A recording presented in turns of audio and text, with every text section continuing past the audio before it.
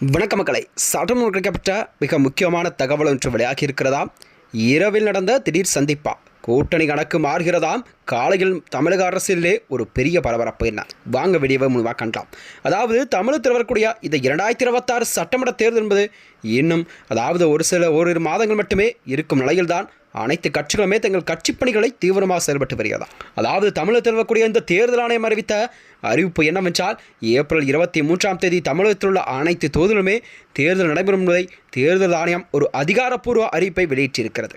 தமிழக அரசியல் களத்திலே தேர்தல் களம் சூடுபிடித்த நிலையில்தான் டெல்லியில் மத்திய உள்துறை அமைச்சர் அமித்ஷாவை அதிமுகவின் பொதுச்செயலாளர் எடப்பாடி பழனிசாமி நேற்றிரவு சந்தித்து பேசியது என்பது ஒரு பெரிய முக்கியத்துவம் பொருளாகவும் பார்க்கப்பட்டு வந்தது. இந்த சந்திப்பின் போது தொகுதி பங்கீடு குறித்த இழுபறிகளுக்கு கண்டிப்பாக ஒரு தீர்வு காணப்படும் என்றுதான் தெரியப்படுகிறதா. குறிப்பாக சொல்லப்போனால் பாஜக தரப்பிலோ 30 தொகுதிகளை கோரப்பட்ட நிலையில் அதிமுக தரப்பில் 25 தொகுதிகள் வரை கண்டிப்பாக ஒதுக்க சம்மதம் தெரிவிப்பதாக கூறப்படுகிறதா. இதுவரை கூட்டணியில் உள்ள மற்ற கட்சியின் கூட்டணி கட்சிகளுக்கு பாமகவுக்கு 22 தொகுதியிலும், அமமுகவிற்கு 6 தொகுதியிலும், தமாகவிற்கு 3 தொகுதியிலும் ஒதுக்கப்படலாம் என தகவல் வெளியாகி இருக்கிறதா.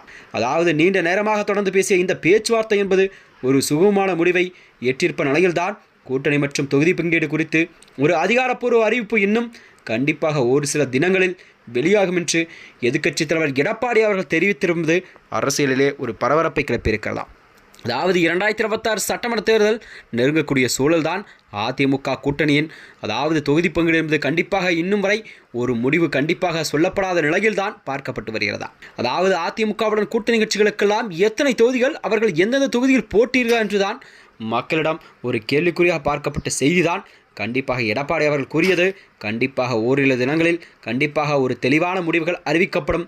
தனது கூட்டணி கட்சிகளுக்கு எத்தனை தொகுதிகள் என்பதை கண்டிப்பாக விரிவாக்கமாக ஒரு ஆணித்தரமான உண்மையை கண்டிப்பாக சொல்வேன் என்றும் எடப்பாடி அவர் தெரிவித்திருப்பது அரசியலிலே ஒரு பெரும் பரபரப்பை கிளப்பியிருக்கிறதா. இந்நிலையில்தான் பாஜக கேட்கும் அந்த 30 தொகுதிகளை கண்டிப்பாக எடப்பாடி பழனிசாமி கொடுப்பாரா என்றுதான் ஒரு கேள்விக்குறியாக பார்க்கப்படுகிறது. ஏனென்றால் பாஜகவிற்கு கண்டிப்பாக குறைவான இடங்கள் மட்டுமே தமிழகத்தில் கொடுக்கப்படும் நிலையில்தான் எடப்பாடி அவர்கள் குறைந்தபட்சம் அவர்களுக்கு 25 தொகுதிகள் ஒதுக்கப்படலாம்.